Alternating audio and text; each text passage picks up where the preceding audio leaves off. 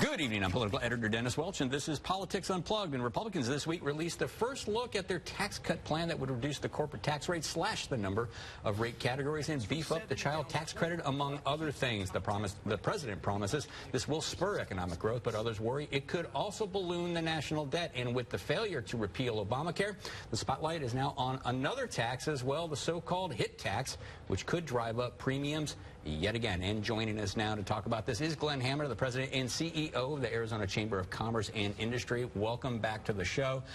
Great to be back. Yeah, and let's just start with your take on this, going for tax reform at this point after the failure to get Obamacare passed. What's your take on this? Well, my take is the Republicans absolutely have to get this bill over the line and to the president's desk. And I do believe that the bill that's been released, the outline of it is positive, is that it would spur economic growth. Our corporate income tax is the highest in the industrialized world, 35 out of 35. We have trillions of dollars parked overseas, but the bill does need some work. You know, I would be concerned that you have groups like NFIB that are not supportive, because their concern is that some of the language concerning the pass-throughs small businesses is not where it needs to be. So, I mean, under this proposed plan, it would cut the corporate tax rate to 20%. Now, that would be down from 35%. Explain exactly why that is needed right now. I guess the latest unemployment figures, unemployment is at 4.1%. Relatively, if you want a job right now, you can go get a job. Why do corporations need more money at this point? Well, workers need more money, and if you do if you do tax reform the right way, you're going to have more dollars in workers' paychecks. Because while it is accurate, our unemployment rate is down considerably, and that's good. We still have a lot of Americans out of the workforce, and we still have a lot of Americans that aren't working all the hours they want to work, and we have a lot of Americans that are not earning as much as they would like to work. So this would put more money in workers' I mean, there's going to be some eye rolling with that statement, because they're going to hear that, you know, people watching this are going to be like, look, that's not going to end up in my paycheck. This is going to end up in some Cayman account. No, they're not going to up my salaries. Dennis, that's not accurate. I mean, look, we have the world's highest corporate income tax rate. That's a fact. That's not fake news. That's real news. 35 out of 35, okay? That's crazy. We have trillions of dollars parked overseas. I'd rather that money be invested in Phoenix than Paris. We have a lot of good small businesses that, if we design the pass-through, if we drive down their tax rate, they're going to have more money to hire workers and to pay workers more money. We want to juice the economy. We want to get the 3% growth so we can make all the investments we need, whether it's in social programs or our nation's defense. Yeah, but, you know, a lot of this, though, I mean, you know, we haven't seen a lot of, you know, in the past, we haven't seen companies giving big raises out there. In fact, you've seen that over you know, decades now, really, incomes have been stagnating. What makes you think this time is going to be better, instead of, you know, corporations stuffing this money away in their coffers or paying out big bonuses to their CEOs? Well, it's for tax reform to work, I'll just flat out say it has to work for everyone. It has to work for the workers. It has to work for small businesses. And that's why I've said, you know, there's parts of this reform, the way this has been outlined, in terms of knocking our tax rate from 35% to 20%. And 20% gets us into the middle of the pack. It puts us in a competitive position. That's good.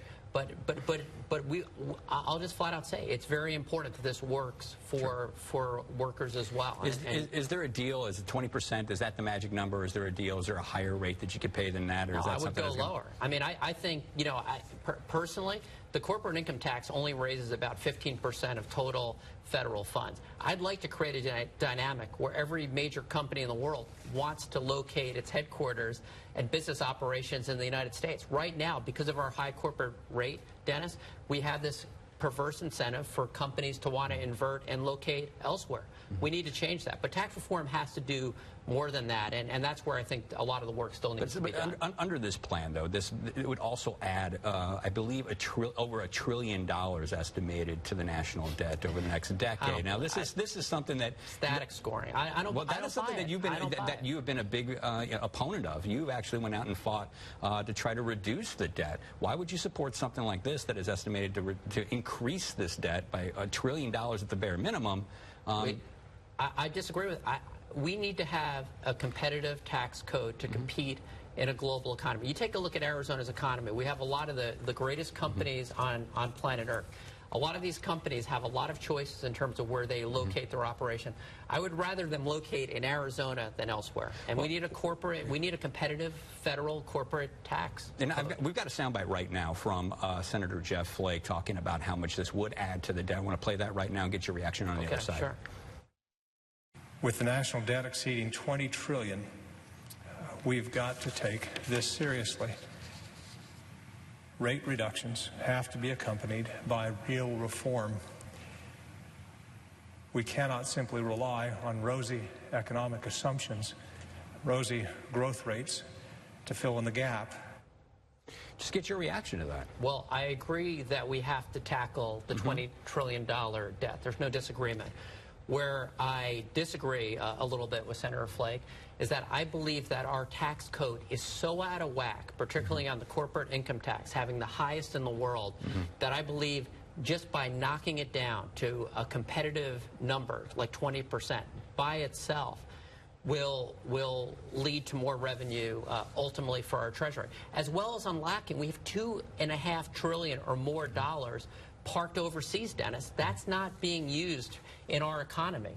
And this bill will change that. Again, this is a good start. There's a lot more work that needs to be done to make sure that it takes care of small businesses, that all of the fine print in terms of the things that it changes work for our economy nationally and in Arizona, but it's a good start. Yeah, but I want to hit this too, because the philosophy of cutting taxes is going to generate more revenue, but we've seen this experiment play out, particularly in Kansas and Oklahoma, and we're seeing that now they're looking at raising taxes because they're cash starved right now.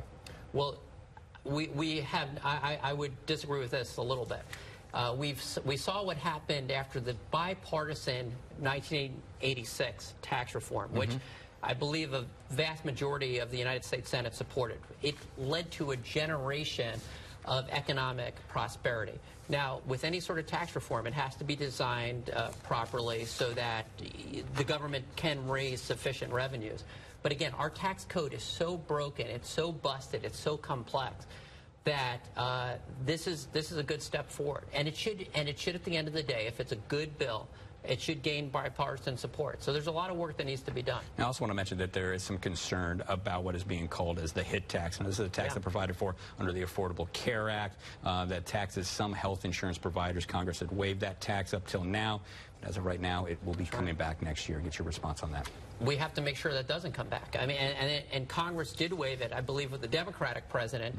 It was a waiver and it was something that had bipartisan support. And no one wants to see health insurance premiums go up. And if this tax is not repealed, and if it is not delayed, it will mean probably at least an additional $500 for an individual plan and even more for a family plan. So we need Republicans and Democrats to work together to make sure that the tax does not take effect. Any predictions is it going to pass? I believe it will. I don't think anyone wants to see health insurance premiums go up. So I'm bullish that there will be a bipartisan fix on that. All right. Well, thanks a lot. And unfortunately, that's all the time we have this week. But I'm sure we'll be seeing you really again. But we do have more coming here up on Politics Unplugged. Up next, for a better way to help prevent catastrophic wildflowers, we'll hear about a new plan to help manage forests. We want to see kids care continued. We were supportive of kids care. A program providing health care to thousands of Arizona children is running out of money. Still ahead, a closer look at where the money went and how Arizona could help save kids' care. Here on Politics Unplugged.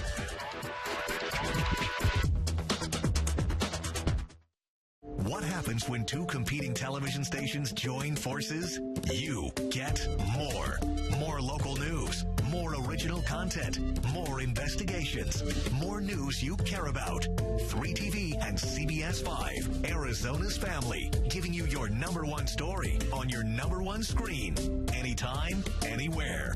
It's how the power of two becomes the power of you. 3TV, CBS 5, Arizona's Family.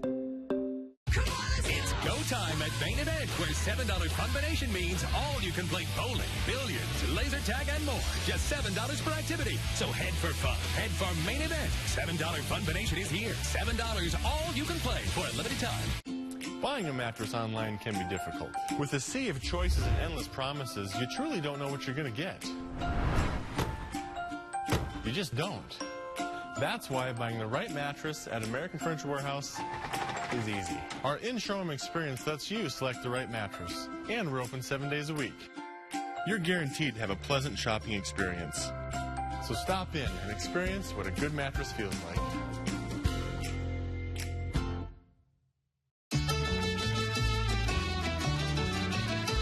Take a trip to another land.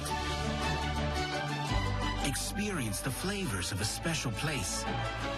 Take part in customs shared across generations.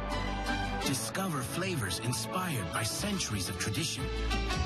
In every jar of Herde Salsa, Mexico's #1 selling salsa brand. And see Disney Pixar's Coco, Thanksgiving in 3D. No matter where you read it, hear it, or who quotes it, Spencer's will always beat it. Spencer's TV and Appliance. It's like having a friend in the business. Lazy Boy Furniture Gallery's Red, White, and Blue sale with Veterans Day savings of 25% throughout the store. Plus, get no interest until January 2020. Hurry, these savings won't last long. Lazy Boy Furniture Galleries. Live life comfortably. Great weekend weather starts with Kim Quintero, only on 3TV. It's go time at Main Event, where $7 Funmination means all you can play bowling, billiards, laser tag, and more. Just $7 per activity. So head for fun. Head for Main Event. $7 Funmination is here. $7 all you can play for a limited time.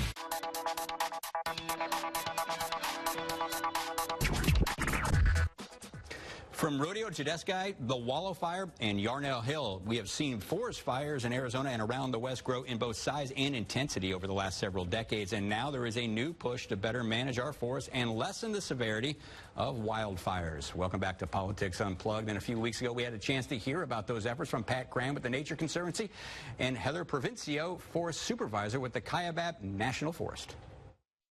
And thanks for joining us. I know you've all seen forest fires grow in size and intensity over the last several decades, and much of this has been attributed to warmer and drier weather conditions, but it's also tied to actual forest conditions where the growth is thicker and denser. Now, most people kind of think that would be a sign of a healthy forest, but maybe not so much, right? Yeah, over the last century or so, Heather can address this probably better than I can, but fire suppression and other things have led to a much denser forest. Historically, I think a ponderosa forest might have 40 or 50 really big trees per acre, and now we might have 500 to 1,000. Well, how did that happen, and how does this affect fighting fires moving forward? Smokey Bear did a really good job. We've been suppressing fires for 100 years, and it caught up with us. And we need to, trees continually grow, and it's time to get out there and cut those down. So kind of an irony there with Smokey Bear telling us only we could prevent forest fires, but now we're making them more intense. Right. We need to have a balance there. Okay, and now what are we hearing from our leadership in Congress? I know that obviously, you know, you work closely with them and whatnot, and I've heard Senator McCain, Senator Flake say time and time again some of the biggest challenges facing Arizona is both fire and water. How are they responding to some of this right now? Well, we're very concerned about the size and costs of fires are growing every year. This year we had over $2 billion in costs regarding wildfire suppression. So they recognize that we need to do something about that. That knocks into Forest Service budget, which affects our other work. Yeah, I was going to say that kind of leads into the other question. Now, this is not a new issue. I've heard politicians from governors, again, to senators, to congressmen talk about thinning of the forest for a long time now. How come it doesn't seem like we've been making a lot of progress in this area? What's slowing it down? Well, I think part of it is the fact that the Forest Service has had to direct more of its budget to fighting fires. The other part is that it really changed the economic model from harvesting big commercial trees to now having to go out and make money on harvesting the small diameter trees. It's just not as economically profitable. And if we're going to get to the size and the pace we need to be, we need to make it attractive for business to invest in Arizona. Now, I'd be interested, too, is there any environmental action committees, activist committees out there that you believe are maybe getting in the way, and what are they saying? You know, we have actually the opposite. We have a very large stakeholder group that's been working on this project with us for the last 5-8 years, and they represent a very diverse group of interests, all the way from industry to environmentalists, and we've come to agreement on what we need to do with these forests. Yeah, and I'm looking here, and it says recently that you came up with kind of a new model. A big part of this includes bringing in private timber companies called Campbell Global. They're trying to help out, make a few bucks in it as well. But what kind of ideas are you guys discussing with this company right now? Well, this is a new project that we've launched called the Future Forest Project, and the goal is to accelerate the pace of thinning from about 10,000 acres a year to 50,000 acres a year.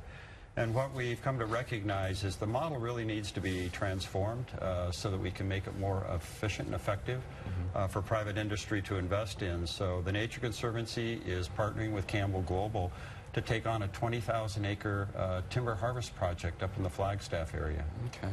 And so what's it going to be looking like? I know it's a little bit in the future now because we're just kind of coming out of the fire season in Arizona. What's next year looking like from your perspective? Are there greater threats than they were this year, or? Well, there's certainly urgency in treating these forests. At the pace and scale we need to get going yesterday on this. So it's going to take many people helping out on this effort, and I would anticipate, unfortunately, that our fire seasons will continue to be longer and we'll have larger fires. And kind of getting back to that Campbell Global issue, are they going to be able to help out with reducing the threats of forest fires, and what would they be doing differently?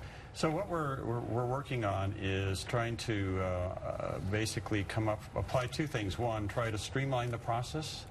And they've developed an economic model for the forests in northern Arizona, so it allows the Forest Service, the Nature Conservancy, and Campbell Global to try to figure out what changes could be made to make it economically viable.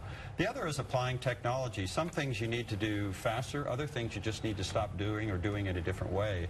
So one of the things we're doing is applying using advanced technology, tablet computers, to help guide the thinning crews, the operators, instead of painting the trees. So we're saving millions of dollars every year doing that. But I want to kind of get back to that budget issue, too. I was thinking about this. How's the new administration working with your department? Do you expect them to be getting more money in your budget? They just passed the budget here over this past week. Well, money is tight throughout the federal government, so I'm certainly not going to plan on that. It's important that with the money we have, that we find ways to leverage with good partners like the Nature Conservancy.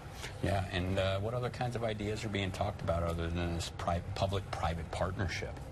Well, we think that's probably the best. We can't, as Heather said, we can't count on more dollars to solve this problem. So how do you do more with less? And oftentimes that means just doing it differently, thinking differently, challenging the status quo. So we really think that the collaboration is really the only model forward here. The Forest Service can't do it alone. Industry can't do it alone.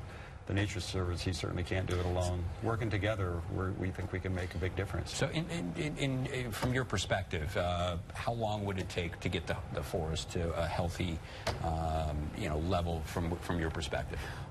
It's going to take year after year.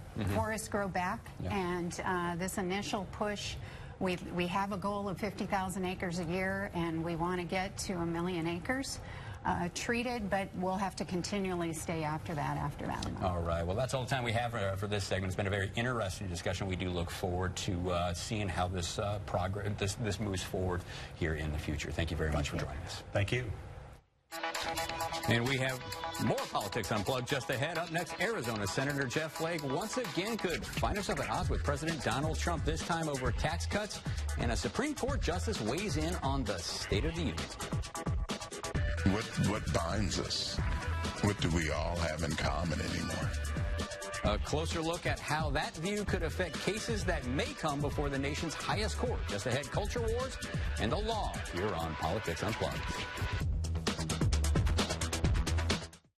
A car wreck can leave your life spinning out of control. You need to get your car fixed and pay medical bills. We're a Learner in Row. Call us the moment you've been injured. Let us turn your wreck into a check. Call 977-1900. Also handling criminal and DUI defense cases. Don't let the anxiety of shopping for new flooring gobble up your holiday spirit. Call your local flooring experts, Express Flooring, and get installation before Thanksgiving, or it's free. Fast, free, and home shopping and a feast of savings up to 71% off carpet, tile, laminate wood, or vinyl plank. And for a limited time with your signed contract, Express will have it installed by Thanksgiving, or it's free. Call today. Express Flooring is the best. Call 800-EXPRESS. When every day is game day, you need a winning strategy to defeat pain. At Catalyst Pain Solutions, our team goes on offense to help you overcome that pain. Our personalized approach targets, treats, and eliminates your pain at the source. Our safe, non-invasive treatments help you return to an active, pain-free lifestyle. Tackle pain at the source with Catalyst Pain Solutions. Set up your appointment today. Visit CatalystPainSolutions.com or call 480-821-7246. We warn our kids about strangers, but are we doing enough as parents to protect them? Even if it happens one time, that's enough to damage a child's soul forever. We found one of the biggest youth sports leagues in the state isn't running background checks. What parents want to know is someone coaching their kids has a criminal record. Who's coaching your kids? We really need for people to take it seriously. Tuesday at 9, only on 3TV. Come see Wildlife World's new baby sea lion, Arizona's first baby marine mammal in 2 sea lion shows daily. And visit Arizona's largest collection of exotic animals, Wildlife World Zoo and Aquarium, Loop 303 in Northern Avenue in the West Valley. We're Lerner and Rowe. We may not have the power to stop a car wreck, but we definitely have the power to stop it from ruining your life. In a wreck, pick up the phone now. We're available 24/7. Call 977-1900. Also handling criminal and DUI defense cases. Celebrate Dia de los Muertos, November 4th and 5th at Desert Botanical Garden. Enjoy music and dance, crafts, and a mercado. Contribute to the community altar and end the day with La Procesión. Visit dbg.org for more details.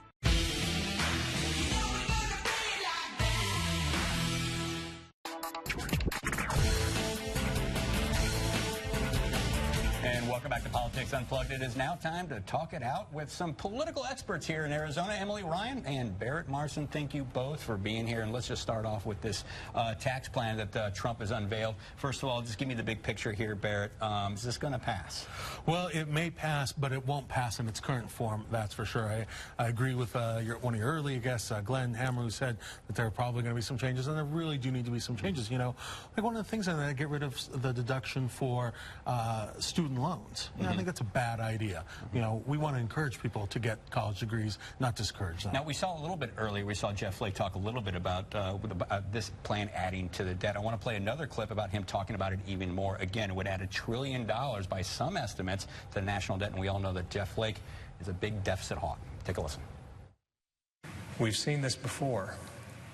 We make the cuts now. We rely on rosy economic assumptions. And then in the out years, if those don't come about, then we forget what we were supposed to do in terms of reform. Just get your response to that. You know, this whole talk of the deficit now is Jeff Flake, who has always been a deficit hawk, as you said, but he's now lined up with the Democrats, and it reminds me of the old saying, the party that cares the most about the deficit is the party that's not in power. You know, now that Republicans are cutting taxes, we've got Democrats all of a sudden who've been spending for years wildly concerned about the deficit. Well, yeah, and Republicans have been all about the deficit now for years. Are they going to be on board with something that's going to add this much money? Again, consider to us, it's $1 trillion to the national debt over 10 years. One thing that I think Republicans like to do more than cut deficits is cut taxes. They will cut taxes in the name of raising debt because they believe this is our money, and that's great. But I think Jeff Flake is going to stick with that. I think he's going to be a problem for this tax bill. Okay, and what's any predictions out there? We're already seeing that some states, some senators out there, even Republicans, are a little bit leery of this tax plan right now. Yeah, I think Barrett's right. I think we're going to see Jeff Flake put his foot down on this, and you know, I have to say, as someone who voted for Jeff Flake, it makes me start to wonder if the other 95% of the votes where he was lined up with the party and with the president, if he meant that, if he was making decisions that he thought was best for Arizona, or if this is just the new free Jeff Flake following his heart. And as a voter, it makes me question, what about the old Jeff Flake? This is definitely Jeff Flake unchained now and unencumbered by the need to I mean, to be fair, he's always been somebody that's been very hawkish on the deficit. Absolutely. He's been talking about this a long time. He's always been a hard sell on any programs that increases deficit but now he or doesn't increases need spending. But he doesn't need to find a way to yes anymore. He is free to do as he pleases and to take along to try and convince as many people as he can. He has someone like Susan Collins already in his column already. John McCain maybe not far off. So you get those three, and that's the ballgame for taxes. And, I think his no and his obstinance on this is going to be watered down slightly, because if now he's free and a no on everything, he has always been a budget hawk, but it's going to water down the impact of that. It's great. It makes for a very great transition, because Jeff Flake is free now, they would say, because he is not running for re-election. And now the expectation was, and when he made this announcement recently that he wasn't going to seek a second term in the Senate, was that there would be just a rush of people going in to try to win this Republican primary. We haven't seen that so far. No. So far, the only official real candidate is Kelly Ward, although Jay Heiler, Arizona Board of Regents, has filed basically what equates to an exploratory committee. What's going on here? Well, I think there's just a lot of people waiting to see who's going to jump in. There's a lot of scared people right now, and there's a lot of, there's a lot of people waiting for that internal fortitude. Can I take on Kyrsten Sinema and beat her? Give up what I have now? For instance, congressmen in safe districts.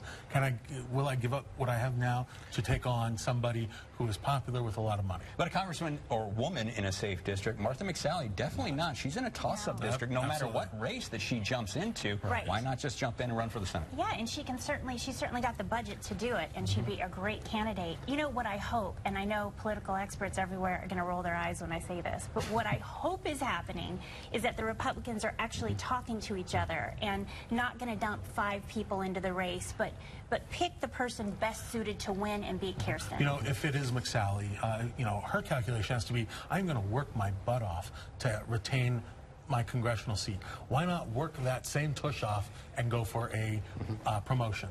Get a Senate seat instead. Same amount of work.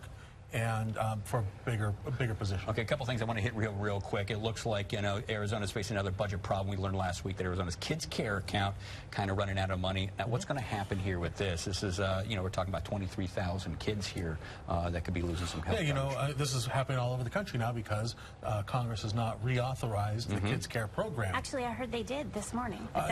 So with the strings attached and now it may not fly, but it's a step in the right direction. Absolutely. But I mean, so now at least the governor here in Arizona is reaching into other pots of money to ensure those 23,000 kids have continual coverage. All right, now let's move on to some interesting comments now from Supreme Court Justice Clarence Thomas. I want you to take a listen to what he had to say here on Fox earlier last week. Were any statues torn down during your time as a young boy in the South? Did you see any big historical monuments moved ever or taken down? Well, I didn't see that much iconoclasm. I think there were all sorts of other problems. Other problems. Some people have decided that the Constitution isn't worth defending, that history isn't worth defending, that the culture and the principles aren't worth defending. Some interesting comments there. I'd like here to respond to that. Oh, definitely. I think he's got some excellent points. I think what decades ago was patriotism in this country is now diagnosed as exceptionalism, as if it's something wrong with you and you need to rein that in. We've pushed so far to prioritize tolerance that we've almost come full circle, and now we are intolerant of anyone's views or expressions that make us the slightest bit uncomfortable. All right, I'm sorry, I got to hold you there. Next time you come on the show, we're running out of time because that is all the time we have tonight. But be sure to join us next week for more Politics Unplugged. Good night.